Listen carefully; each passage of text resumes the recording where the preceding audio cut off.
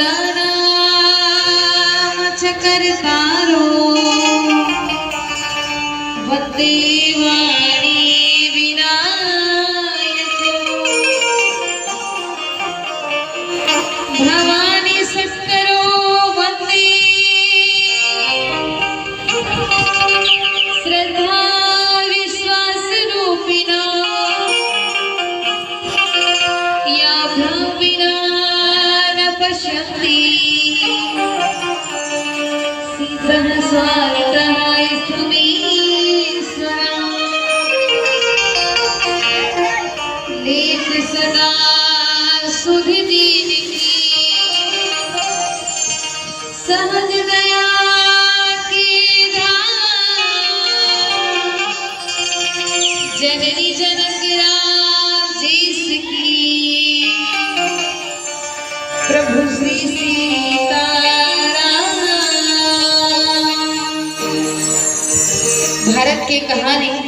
भारत की कहानी सदियों से पुरानी है, ज्ञान की गंगा ऋषियों की अमरवाणी, रामायण के हर शब्दों में सार छिपा जीवन का।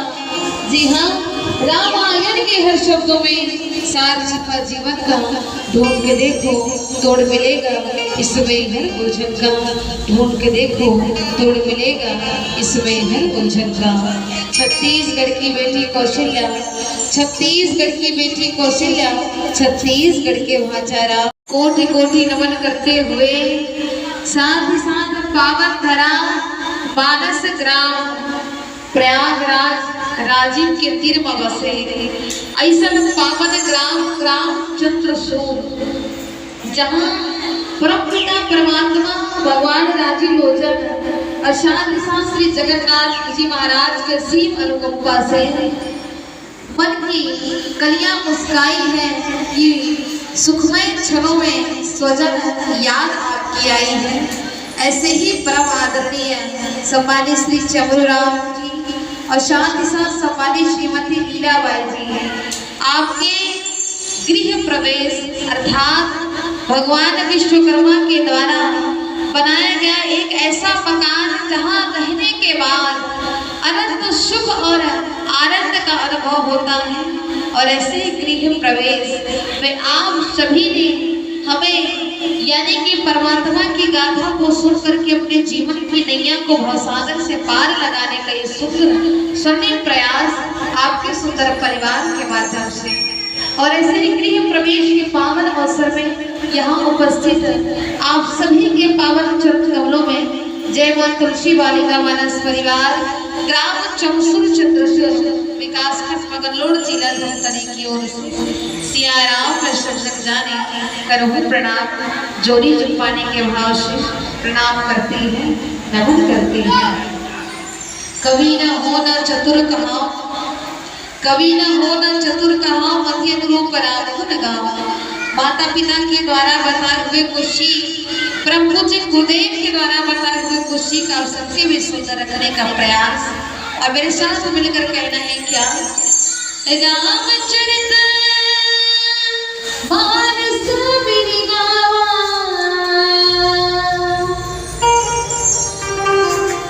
तुलसी कृत ये कथा सुना। रामचरितमानस से केवल सुने मात्र से ही जीव की व्यथाएं दूर हो जाती है, जीव का दोष दुख सब दूर हो जाते हैं। ऐसे ही रामचरितमानस की कथा और ऐसे ही रामचरितमानस के 5वें सोपान, क्योंकि गृह प्रवेश की यात्रा है। गृह प्रवेश जब हम करते हैं तो निश्चित रूप से हम सत्संग की यात्रा करते हैं। गृह प्रवेश के पावन अवसर में अगर भगवान के सत्संग आ जाए तो उस घर में स्वयं विश्वकर्मा जी का तो आशीर्वाद रहता ही है, साथ में भगवान जी का आगमन भी होता है। यानी कि सत्संग जहाँ संतों का संग हो, प्यारे संत वही है सत्संग। और ऐसे ही सत्संग की यात्रा हम करने जा रहे हैं कहाँ, तो रामचरितमानस के 5वें सोपान सुंदरकांड, जहाँ क्या सुंदर नहीं है, सुंदरे सुंदरे कथा, सुंदरे सुंदरे कपि, सुंदरे सुंदरे राम इति कितना सुंदरम। जहाँ सब कुछ सुंदर हो, प्यारे संत वही क्या है, सुंदर कांड है। और ऐसे सुंदरकांड की यात्रा, हनुमान जी की यात्रा, जहाँ सत्संग की यात्रा हम करते हैं हनुमान जी महाराज की ऐसे पावन प्रसंग सुंदरकांड दोहा क्रमांक 4, जिसमें संत शिरोमणि बाबा जी महाराज लिखते क्या है कि तात स्वर्ग पवर्ग सुख धरि हितु नायक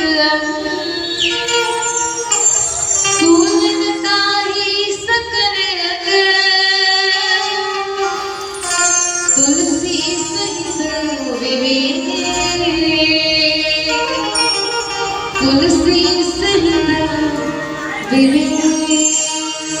तात स्वर्ग अपवर्ग सुख रहित नायक और तुलता ही सकल मिली जो सुख लभ शब्द संग। इस प्रसंग की यात्रा हम करेंगे एक भजन के साथ। आइए मीठी मीठी ताली के साथ आप सबके साथ भजन की यात्रा करेंगे।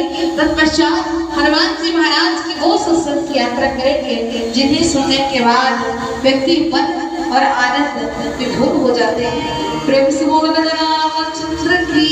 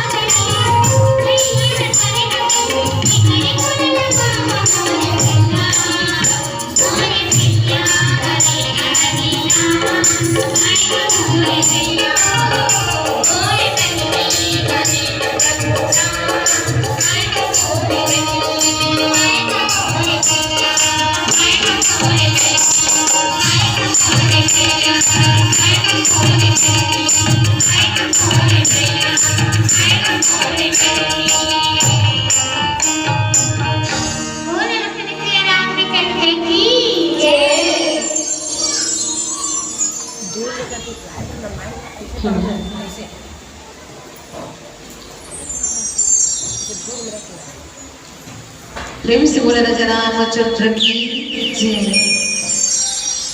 आइए यात्रा करें हनुमान जी महाराज की वो सुंदर सुंदर अकाल, वो सुंदर यात्रा कहाँ से? तो सुंदर कांड से, क्योंकि सत्संग की बगिया है।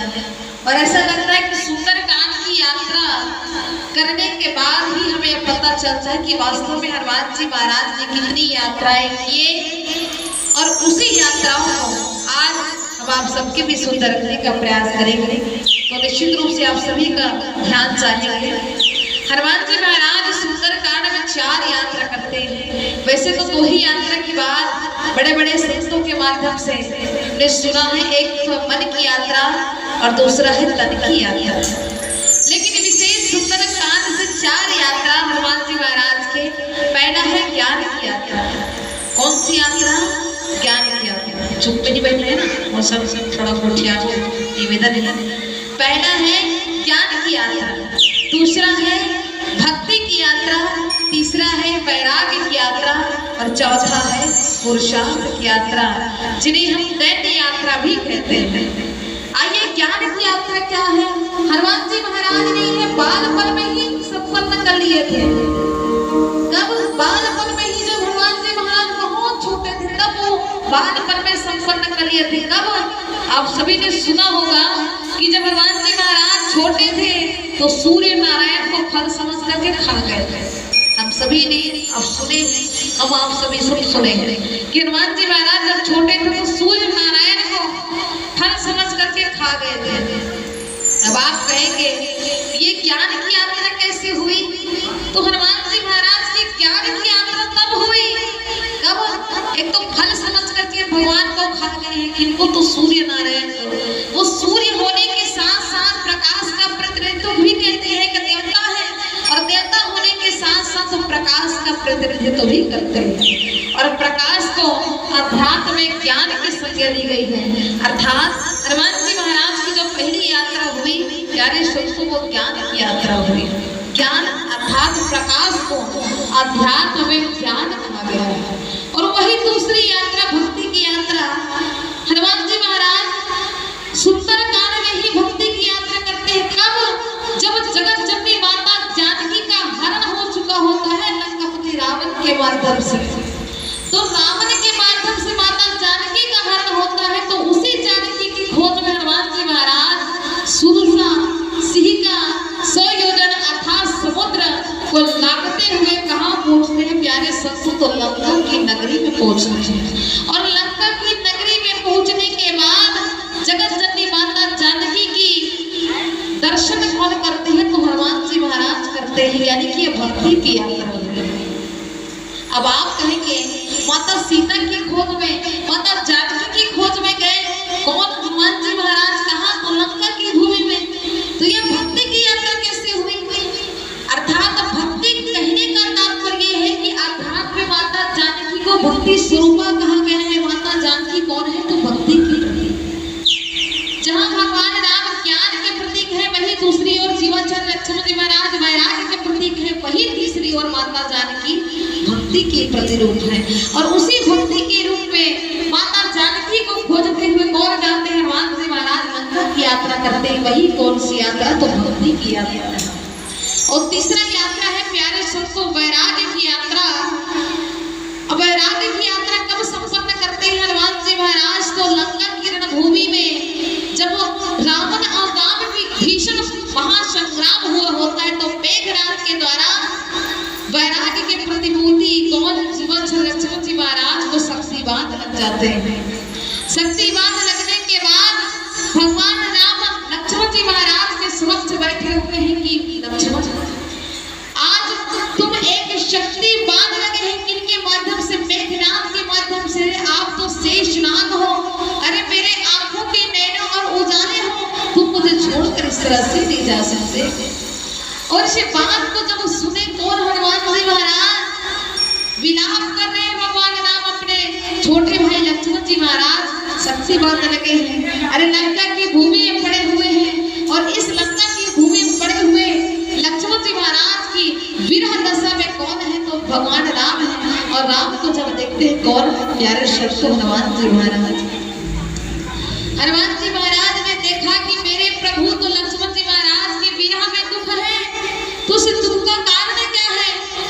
प्रतिबंध लगा है, अब कैसे किया जाए। हनुमान जी महाराज कहाँ जाते हैं प्यारे संतों को, द्रोणागिरी पर्वत, अर्थात लंका की भूमि से द्रोणागिरी पर्वत की जो यात्रा हुई वो वैराग्य की यात्रा हुई। क्यों? क्योंकि लक्ष्मण जी महाराज एक वैराग्य के प्रतीक है और वही दूसरी ओर हनुमान जी महाराज भी वैराग्य के प्रतीक है। तो एक वैराग्य का दूसरे वैराग्य के प्रति जो यात्रा हुई वो निश्चित रूप से वैराग्य की यात्रा ही कही जाएगी। उसके बाद जो चौथी यात्रा करते हैं कौन हनुमान जी महाराज, वो कौन सी यात्रा है? तो पुरुषार्थ की यात्रा अर्थात कर्म की यात्रा।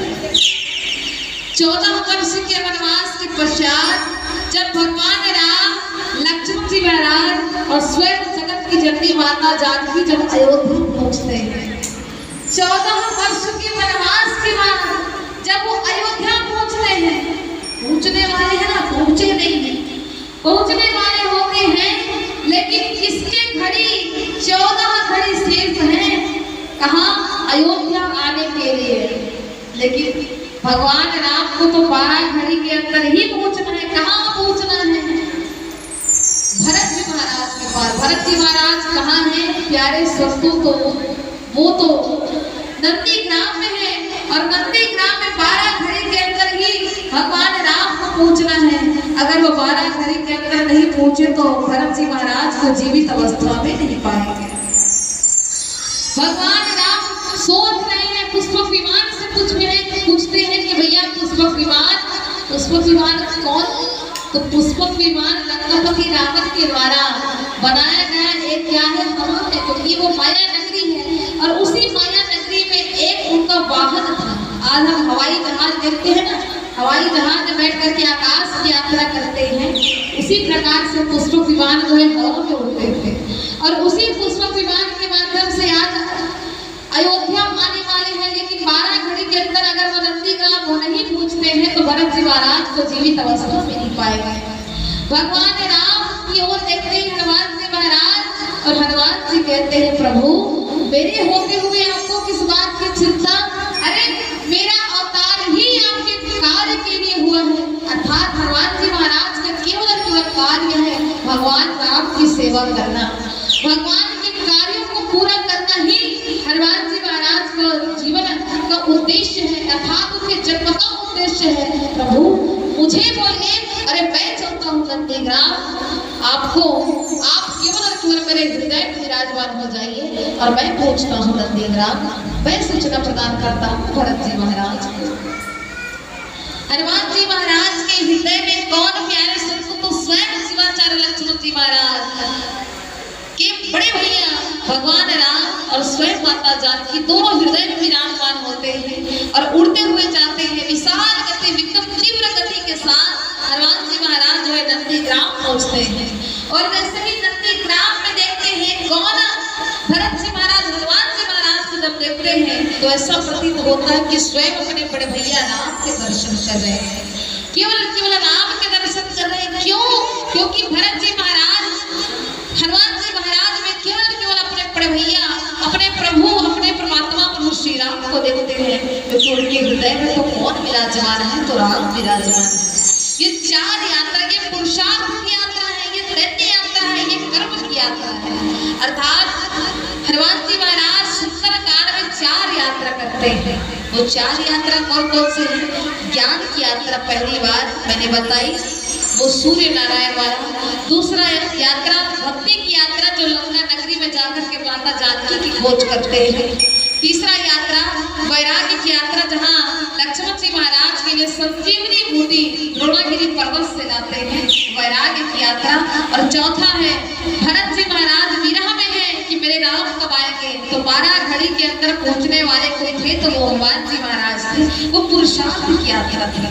इस प्रकार से 4 यात्रा हनुमान जी महाराज जो है सुंदरकांड में करते हैं। 4 यात्रा तो करते हैं, लेकिन उसी प्रकार 4 विचार भी हनुमान जी महाराज सुंदरकांड में करते हैं।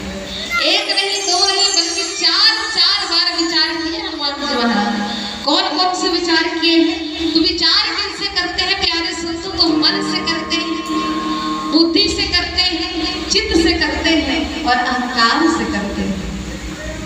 मन, बुद्धि, चित्त और अहंकार। मन का काम क्या है? तर्क वितर्क करना कि मैं कौन से काम करूं। मन में विचार करते हैं कि नहीं करते हैं कि हमने मन में विचार किया कि आज आपके गृह प्रवेश होना चाहिए, आपके सुंदर परिवार। भगवान राम जी की कथा को याद किया, नहीं मन में हमने विचार किया। ये मन का काम क्या है? केवल तर्क वितर्क करना कि आज सोमवार है और सोमवार के दिन ही हम अपना गृह प्रवेश करेंगे, अर्थात कथा करवाएंगे। सत्यनारायण पूजा हो चाहे भगवान राम जी की कथा हो, यानी कि मन का काम है तर्क वितर्क करना। और ये हनुमान जी महाराज जो है मन में जो है विचार करते हैं कि तर्क वितर्क कैसे करो, ये मन का काम है। और बुद्धि का काम क्या है? मन के द्वारा अब मन में जो विचार करते हैं उनको बुद्धि में मतलब फैसला करना कि हाँ हम सोमवार को ही कराएंगे, यानी कि बुद्धि का काम है कि हमें निश्चित रूप से सोमवार को तर्क वितर्क तो किए मन से, लेकिन कौन से दिन कराएं तो सोमवार को कराएं, ये काम है प्यारे सत्तू बुद्धि का काम है। और चित्त मने बुद्धि के द्वारा फैसला की बात को हृदय में धारण करना कि निश्चित रूप से हमारा जो काम है वो सफल हुआ, हमारा गृह प्रवेश जो है पूरे किसी भी विघ्न बाधा से संपन्न हुआ। ये हम चित्त में धारण करते हैं कि परमात्मा की कृपा से आज गृह प्रवेश सुंदर ढंग से हो गया। लेकिन अहंकार का काम है प्यारे संतों की, अहंकार क्या है? अहंकार बने मैं। अहंकार शब्द कहने का तात्पर्य स्पष्ट हो जाता है कि मैं ही सब कुछ जानता हूँ, अर्थात हम सबके अस्तित्व के बारे में बताना ही अहंकार का काम है कि अहम ब्रह्मास्मि, कि मैं कौन हूँ ये बताता है कोई, तो यह अहंकार है। लेकिन हनुमान जी महाराज ना ही मन से करते हैं, न ही बुद्धि से करते हैं, और ना ही चित्त से करते हैं, और ना ही अहंकार से करते हैं। क्यों?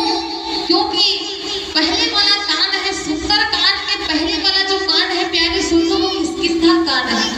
जहाँ केवल विचार होते हैं, विचार के साथ साथ काम नहीं होता, केवल विचार है। और सुंदर कांड के जो बाद वाला कांड है प्यारे सुनो वो कौन सा कांड है? लंका कांड, जहाँ केवल काम ही काम होता है, मारो काटो बस युद्ध केवल काम होता है, वो कौन है? वो लंका कांड है। लेकिन सुंदर कांड ऐसा कांड है जहाँ केवल विचार भी होते हैं और विचार के साथ साथ काम भी होते हैं। अर्थात हनुमान जी महाराज सुंदर कांड में विचार भी किए और विचार के साथ साथ आप काम भी करने वाले। कौन से काम? माता जानकी की खोज की यात्रा हुई है, और उसी खोज की यात्रा में हनुमान जी महाराज की यात्रा एक ऐसी राक्षसी से होती है। वो कौन सी राक्षसी है? याद कीजिएगा ना, कौन सी राक्षसी है जिनको स्वयं हनुमान जी महाराज मूषिका का प्रहार करते हैं, एक उठका मारी सुकर पीठ में। वो कौन सी राक्षसी है? बिल्कुल याद कीजिएगा, एक भजन के बाद आपसे चर्चा करेंगे। याद कीजिएगा कौन सी राक्षसी। चित्र की अब मुझे ये बताओ, हनुमान जी महाराज जब लंका में प्रवेश करते हैं तो कौन सी राक्षसी को मूषिका का प्रहार करते हैं? यदि मतलब कहा ठाकुर बताऊँ वो 10 रुपये इनाम है भैया जी, बताइए तेरा 10 रुपये इनाम। कौन सी राक्षसी है? जब लंका में प्रवेश करते हैं हनुमान जी महाराज तो मन से बुद्धि से चित्त से विचार करते हैं, अहंकार से विचार नहीं करते। अगर वो अहंकार से विचार करते तो केवल उनके अंदर मैं आ जाता, अहंकार आ जाता, जिसके कारण वो लंका में शायद ही प्रवेश करते हैं। हनुमान जी महाराज जब लंका में प्रवेश करते हैं तो वो विचार भी करते हैं कि कौन से समय में करूं, कि कौन से समय में जाऊं, रात के समय में जाऊं कि दिन के समय में जाऊं, ताकि जगत जननी माता जानकी के दर्शन सहजता से हो जाए, आसानी से हो जाए, कोई विघ्न बाधा ना आए। लेकिन आप कहेंगे हनुमान जी महाराज पक्का रात में गए होंगे। क्यों? अगर वो रात में जाएंगे तो सब राक्षसियां सोए होंगे और आसानी से वो माता जानकी की दर्शन करते। लेकिन हनुमान जी महाराज के जीवन में ना ही दर्शन की भावना है, ना ही प्रदर्शन की भावना है, और ना ही दिखावा। हनुमान जी महाराज के जीवन में वो तो केवल दर्शन के भाव से जुड़े हुए हैं, अर्थात केवल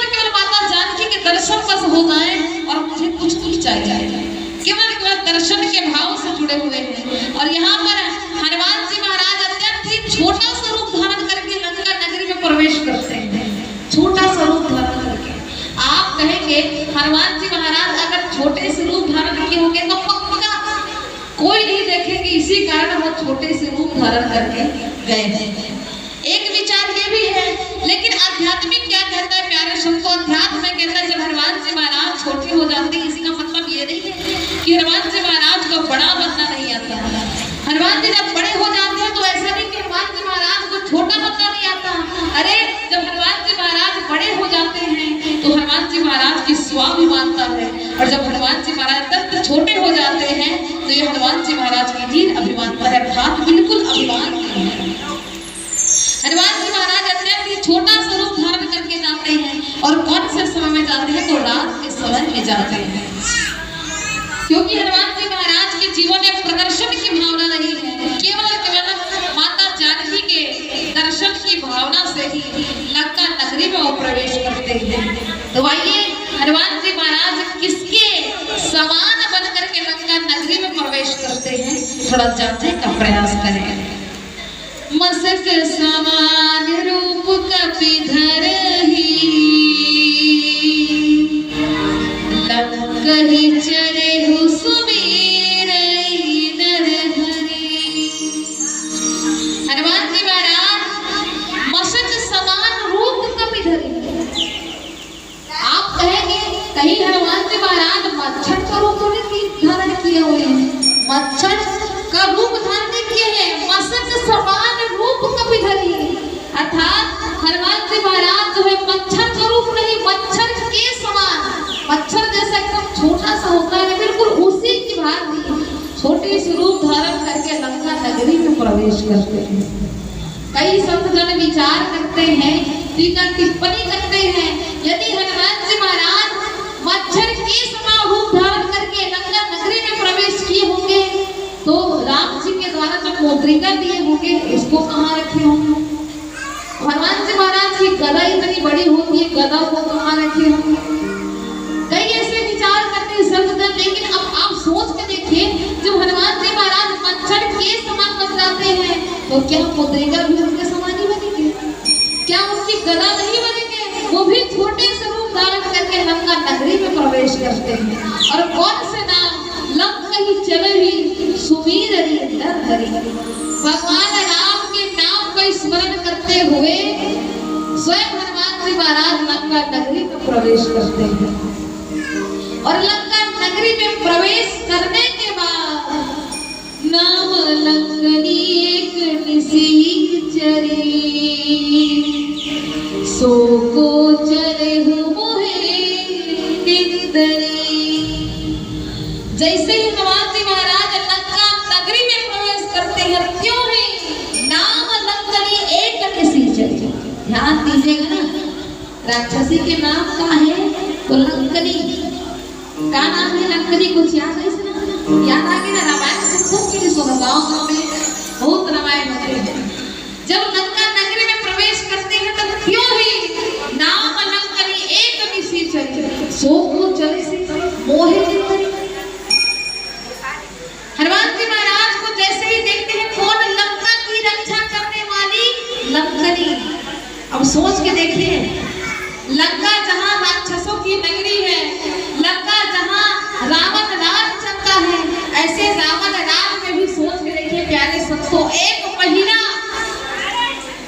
तो है लंका की रक्षा करने के लिए नियुक्त किया, महीना को कौन? लंकापति रावण।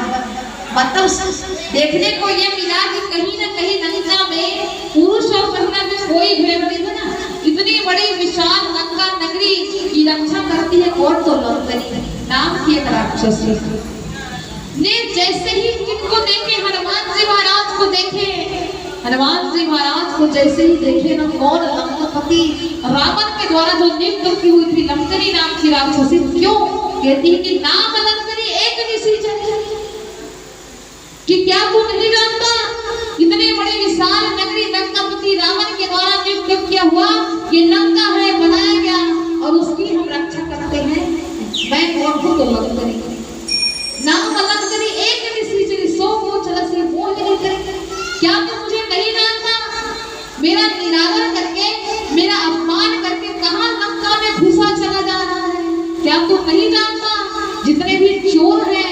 वो सब मेरे क्या है, तो आहार है, भोजन है। जितने भी चोर हैं, अब लंका की रक्षा करने में लंकरी क्या बोल रही है हनुमान जी महाराज को कि तुम चोर हो, और चोरों की भांति चुपके चुपके लंका में क्या कर रहे हो, तो प्रवेश कर रहे हो।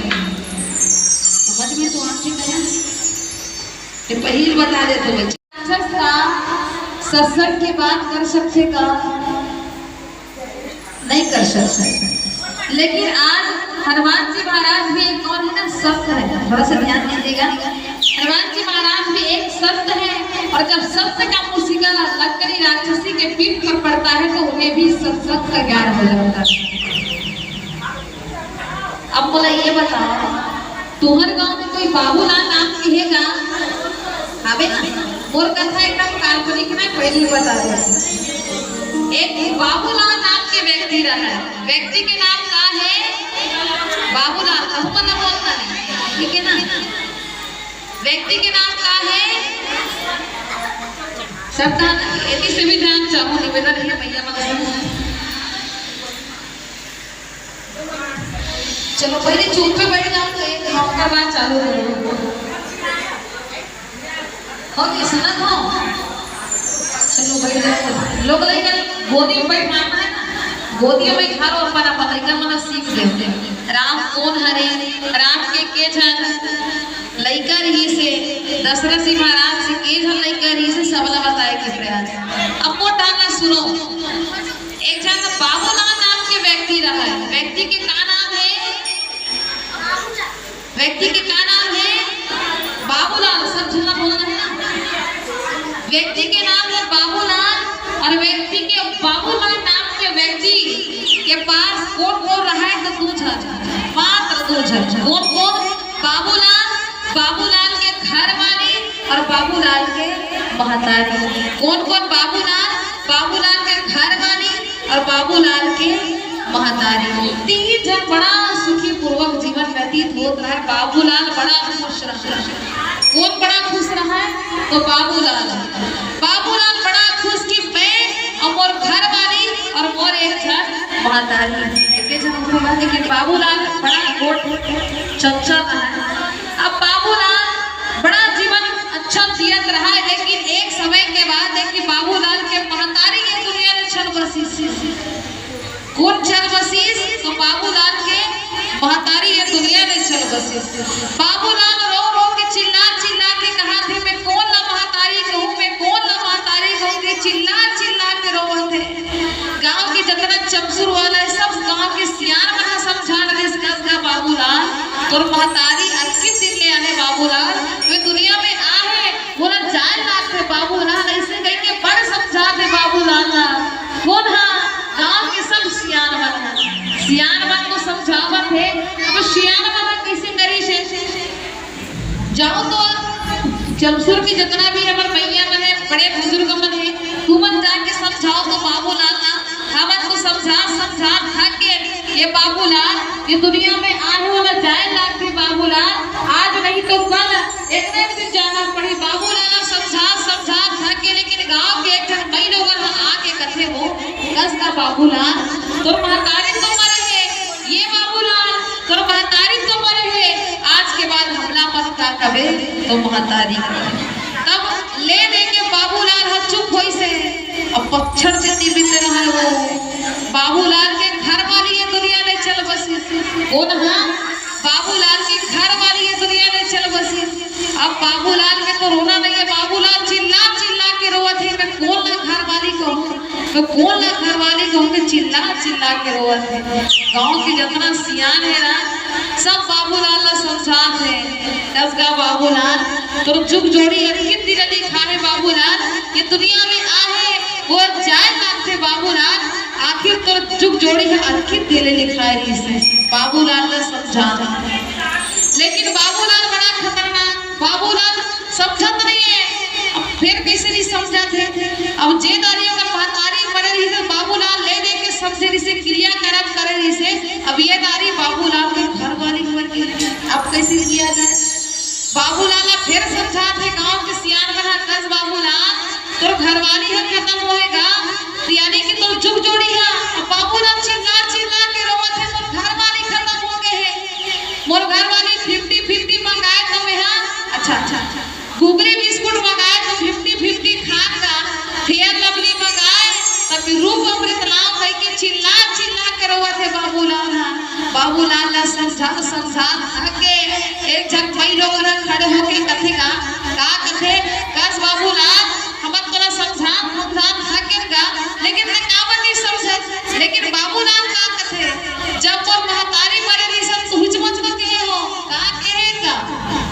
बाबूलाल कथे जब वो महतारी मरे दी से तब तू ही मर के हो का कह रही है कि ए बाबूलाल तोर महतारी तो मरे है आज के बाद हमला पर का कबे तो महतारी कबे। लेकिन ये दारी तो मोर घर वाली खत्म हो है लेकिन कहूँ मतलब के लागी कि एको झप तुमन बोला उसने कहा कि आज के बाद हमरा एक ज्यादा जना सुन नहीं केवल एक जना सुनी है बाकी एक कृति में निपटा दे। यानी कि बाबूलाल के मन बिगड़ने से महतारी परी से तो एक जन पई लोगन खड़े होकर कही से कि आज के बाद हमला अपन महतारी कबे। लेकिन ए बात ओकर घर वाली परी आज बाबूलाल के मानसिकता देखते हैं। बाबूलाल के मानसिकता ये कि यानी कि मन ए मनुष्य ना बंधन मोक्ष कारण आपके मन ही आपके बंधन और मोक्ष का कारण है। यदि आप मन को लगाओगे तो निश्चित रूप से लगेंगे, अगर आप मन को बिगाड़ोगे तो निश्चित रूप से बाबूलाल की भांति। बाबूलाल ये बिल्कुल काल्पनिक है ना कथा, आपके चमसुर वाले बाबूलाल की काल्पनिक कथा, आपके गांव की बाबूलाल की बात हम नहीं कर रही है, हमारी कथा काल्पनिक है। यानी कि बाबूलाल का मन बिगड़ा हुआ था, क्यों? क्योंकि ऐसे सत्संग से वो दूर थे। लेकिन आज एक राक्षसी होने के बावजूद लंका की रक्षा करने वाली वो लंकिनी जो है सत्संग की बातें करती हनुमान जी महाराज से कि तात स्वर्ग पूर्व सुख धरे ही तुला एक अंग और पूर्णता ही सकल मिले जो सुख लव सत्संग। एक राक्षसी जो है सत्संग की बात करते हैं हनुमान जी महाराज के समक्ष कि निश्चित रूप से तात स्वर्ग अपवर्ग सुख यानी कि स्वर्ग के सुख और मोक्ष के सुख को तराजू के एक पन्ने पर रखा जाए और दूसरे पन्ने पर केवल क्षण मात्र के सत्संग को रखे तो सुख के बराबर नहीं जो सुख हमें क्षण मात्र के सत्संग से प्राप्त होते हैं। यारे सबको कहने का तात्पर्य ये है कि हमारे और आपके जीवन में ऐसे समय है, यानी कि समय किसी के पास नहीं है, लेकिन थोड़ा सा समय निकाल करके यदि आप भगवान की कथा सुनते हैं, भगवान के भजन सुनते हैं, भजन करते हैं तो निश्चित रूप से उस सुख के बराबर जो सुख आपको स्वर्ग में नहीं मिल सकता, जो सुख आपको मोक्ष में नहीं मिल सकता, वो सुख केवल क्षण मात्र के सुख से मिलेंगे। और वही सुख कौन सा सुख है? तो सत्संग के सुख है।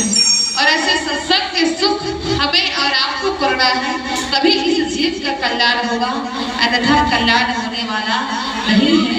ये हाड़वास की काया है प्यारे संतों, कब मिट्टी में मिल जाएगा इसका कोई भरोसा नहीं है।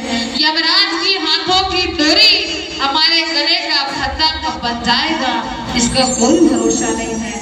इसलिए क्षण मात्र निकाल करके, यानी कि क्षणिक जीवन है और ऐसे क्षणिक जीवन में रह करके आपको और हमको अच्छे कर्म करने हैं, क्योंकि कर्म और भक्ति ही परमात्मा के पास जाएगा और कुछ जाने वाला नहीं है। यदि आप भक्ति करोगे, यदि आप अच्छे कर्म करोगे तो निश्चित रूप से परमात्मा के पास जाएगा, क्योंकि हाड़वास की काया है, 5 तत्वों से बना है, छिद जल पावक गगन शमीरा और पंच रचित यह अधम शरीरा। जैसे 5 तत्वों से बना है हमारा शरीर और ऐसे ही 5 तत्वों में मिल जाएगा इसका कोई भरोसा नहीं है। इसलिए अच्छे कर्म और अच्छी भक्ति करिए, वही केवल परमात्मा के साथ जाएगा और कोई जाने वाला नहीं है। तो आइए भजन के साथ भक्ति का आनंद लेते हैं तो निश्चित रूप से हमारे और आपके कर्म साकार होंगे। अगर कर्म को आप बेहतर बनाना चाहते हैं तो निश्चित रूप से ऐसे क्षणमात्र के सत्संग कीजिए। व्यर्थ की बातें तो हम सभी करते हैं, लेकिन ऐसे क्षणमात्र बहुत कम मिलते हैं। तो आइए भजन का आनंद लेते हैं।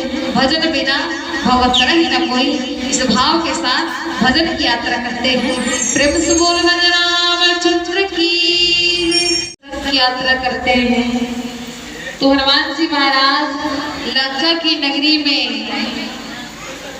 एक ऐसे दृश्य देखते हैं जिनको देखने के बाद हनुमान जी महाराज के मन में ये सोचने लग जाते हैं कि लंका जहाँ राक्षसों की नगरी है, जहाँ राक्षस निवास करते हैं, यहाँ कौन सज्जन आ गए हैं। जहाँ लंका राक्षसों की नगरी है, जहाँ केवल निशाचर रहते हैं, ऐसे लंका की नगरी में ऐसे कहाँ सज्जन व्यक्ति हैं जो केवल परमात्मा के भजन कर रहे हैं। और भजन तो कर रहे हैं, लेकिन लंका की नगरी में एक ऐसे मकान है जिनको देख करके स्वयं हनुमान जी महाराज हैरान हैं, क्योंकि एक नव तुलसी का वर्णन रामचरितमानस में मिलता है और ऐसी तुलसी की वर्णन लंका नगरी में भी भीष्म जी महाराज के माध्यम से हनुमान जी महाराज को देखने को मिलते हैं, जिनके मकान में कहा तो भगवान राम के धनुष का चिन्ह है। परमात्मा राम जी के धनुष का चिन्ह विभीषण जी महाराज के मकान में देखने को मिलते हैं।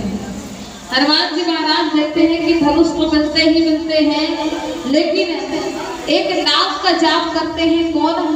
तो भीष्म जी महाराज। हनुमान जी महाराज को पता नहीं है कि ये भीष्म जी महाराज है, रावण के भाई है। लेकिन जब परमात्मा राम जी के नाम को स्मरण सुनते हैं कौन? हनुमान जी महाराज, तो वो सोचने लग जाते हैं। कौन से नाम को स्मरण करते हैं? तो वो जानते हैं कि कहीं ना कहीं भगवान जी को मानने वाले भी लंका नगरी में है। हनुमान जी महाराज सुनते क्या है, भीष्म जी महाराज पढ़ते क्या है, गाते क्या है। रघुपति राघव राजा पतित पावन सीताराम।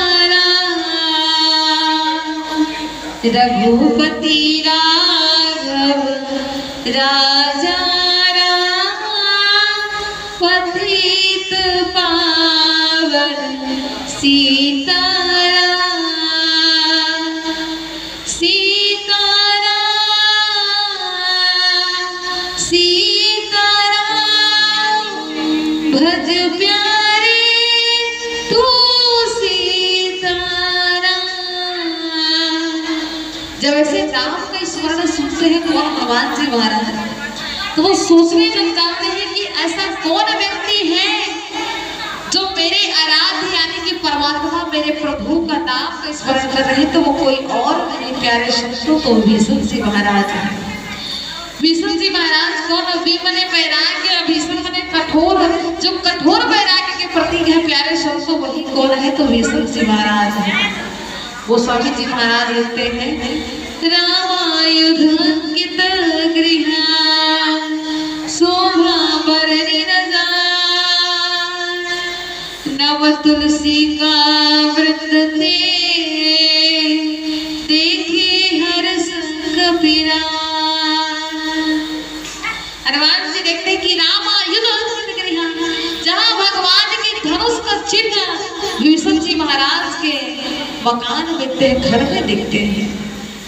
जब देखते हैं तो आश्चर्यचकित हो जाते हैं और भेंट करने लग जाते हैं कि ब्राह्मण का वेश धारण करके हनुमान जी महाराज भीष्म जी महाराज के समक्ष जाते हैं। और जाने के बाद जब देखते हैं कहाँ भीष्म जी महाराज से घर में प्रवेश करते हैं, तब भेंट होती है भीष्म जी महाराज के संग हनुमान जी महाराज का भेंट होते हैं। तब सारी बातें बताती हैं कि लंकापति रावण का मैं कौन हूँ, तो उनका भाई हूँ, और आप कौन है ऐसे ब्राह्मण के वेश में? क्यों? क्योंकि ब्राह्मण के वेश में कोई आ ही नहीं सकता, क्योंकि लंका राक्षसों की नगरी है और ऐसे राक्षसों की नगरी में ब्राह्मण हो ही नहीं सकता। तो भीष्म जी महाराज पूछते हैं कि ब्राह्मण देव आप कौन हैं? हनुमान जी महाराज अपने विराट स्वरूप में आते हैं, यानी कि जिस रूप में हनुमान जी महाराज गए थे उसी रूप में आते हैं। और आने के बाद हनुमान जी महाराज वो सारी बातें बताते हैं कि माता जानकी जो है मेरे आराध्य देव राम जी की अर्धांगिनी है, जिनको स्वयं जो है लंकापति रावण जो है हरण करके, लंकापति रावण हरण करके कहाँ तो अशोक वाटिका में रखे हैं और उसी की खोज में मैं यहाँ लंका नगरी में प्रवेश किया हूँ। तो आप, मुझे लगता है क्योंकि आप रघुपति राघव राजा राम का जाप कर रहे हैं, तो कहीं ना कहीं आप मेरे परमात्मा को कैसे जानते हैं? तो बताते हैं कि मैं परमात्मा गुरु श्री राम का परम भक्त हूँ और उसी का भक्त और उसी का जाप कर रहा हूँ। वो सारी बातें बताते हैं। लंकापति रावण ने माता जानकी का हरण किए हैं और हरण करने के बाद किसी को नहीं बताए हैं और अशोक वाटिका में रखे हैं। भीष्म जी महाराज वो सारी बातें बताते हैं कि जगत जननी माता जानकी और कहीं नहीं, वो तो अशोक वाटिका में है।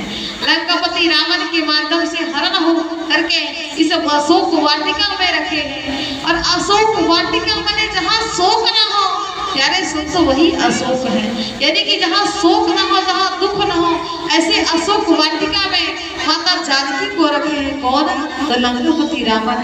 और ऐसे लंकापति रावण के बारे में वो सारी बातें विभीषण जी महाराज, हनुमान जी महाराज को बताते हैं। तब जो यात्रा करते हैं, कहाँ की यात्रा करते हैं? तो उसी लंका की भूमि में रह करके अशोक वाटिका की यात्रा करते हैं हनुमान जी महाराज।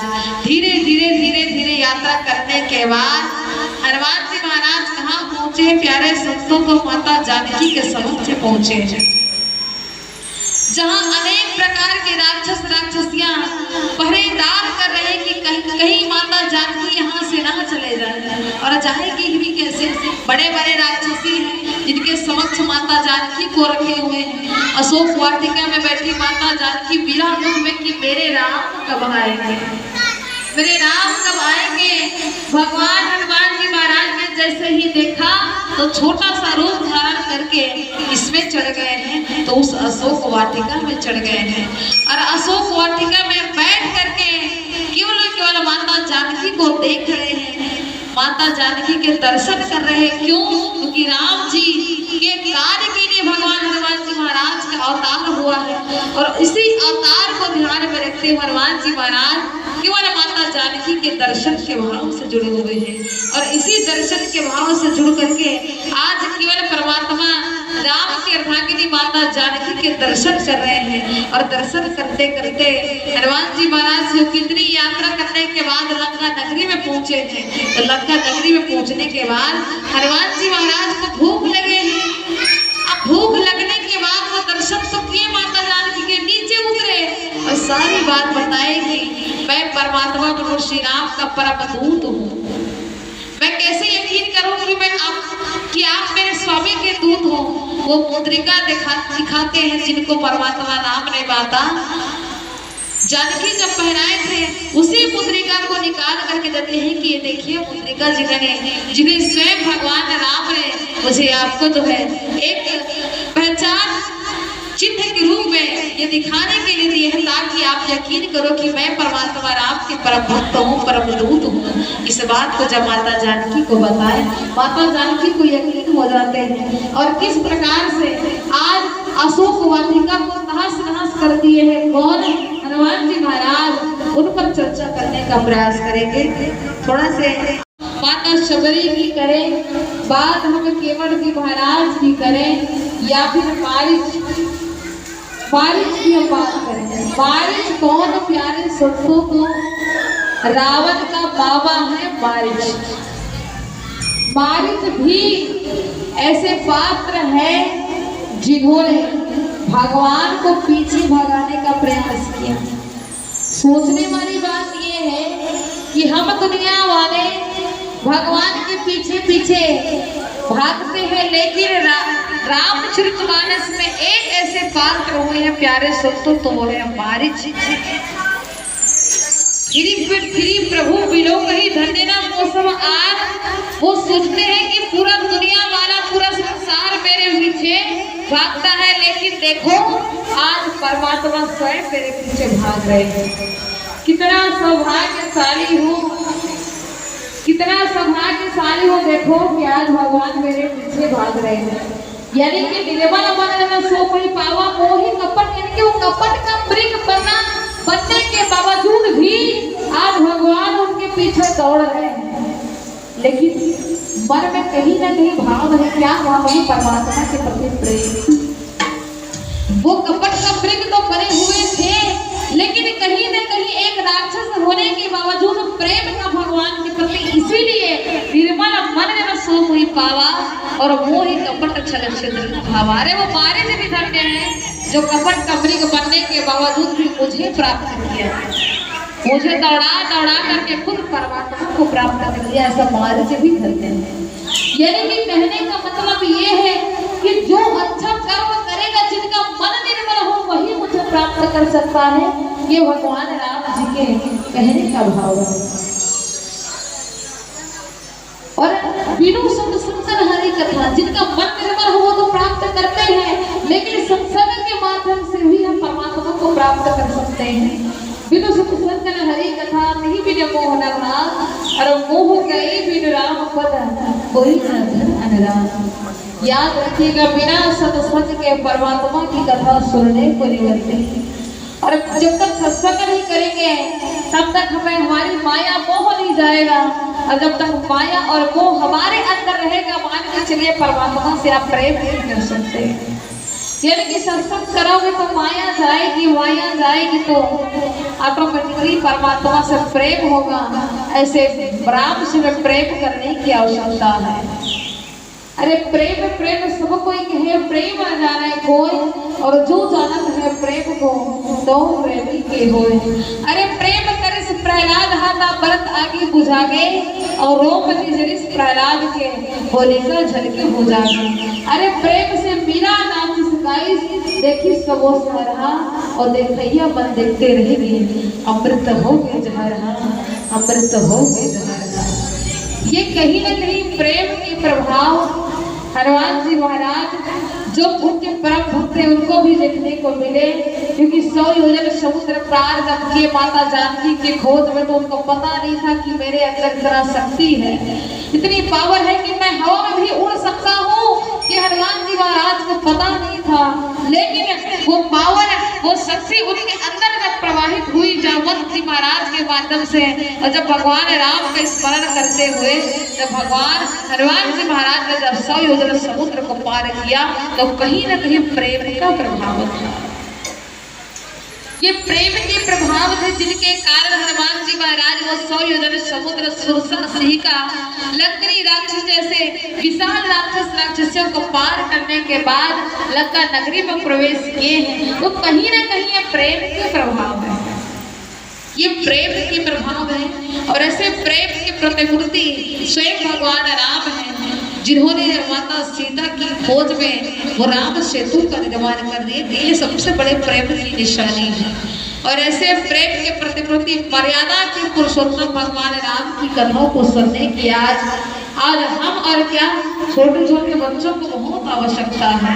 कहीं न कहीं आज के हमारे युवाओं को ये सीखने की आवश्यकता है कि राम कौन थे, राम कौन थे और उनके आदर्श क्या थे। राम के चरित्र, राम के आदर्श को हमें और आप सभी को जानने की आवश्यकता है। राम मनुष्यता की खुली आंख से देखे गए सबसे सुंदर सपने हैं राम, और ऐसे राम को हमें पहचानने की आवश्यकता है। क्यों? क्योंकि रामायण केवल ग्रंथ नहीं है प्यारे सुनतो, रामायण नर से नारायण तक ले जाए वो रामचरितमानस है। इस जीव को उस परमात्मा तक ले जाए वो रामचरितमानस है। और ऐसे रामचरितमानस की गाथा हमें और आप सभी को गानी है, क्योंकि रामायण पर्याप्त न पढ़ना, अब सांसे में ढलना होगा, चले राम के पद चिन्हों पर अब इतिहास बदलना होगा। आइएगा, हमारे परम आदरणीय सम्मानित श्री चमोराम जी और सम्मानित श्रीमती लीला बाई जी से निवेदन है कि आप आरती की थाली सजा करके रखेंगे। एक छोटे से भजन के बाद भगवान रामचरितमानस जी की आरती हमें करनी है, तो बिल्कुल आरती की थाल आप सजा करके रखिएगा। एक छोटे से भजन के बाद हम परमात्मा से जुड़ने का प्रयास करेंगे। आइएगा, छोटे से भजन।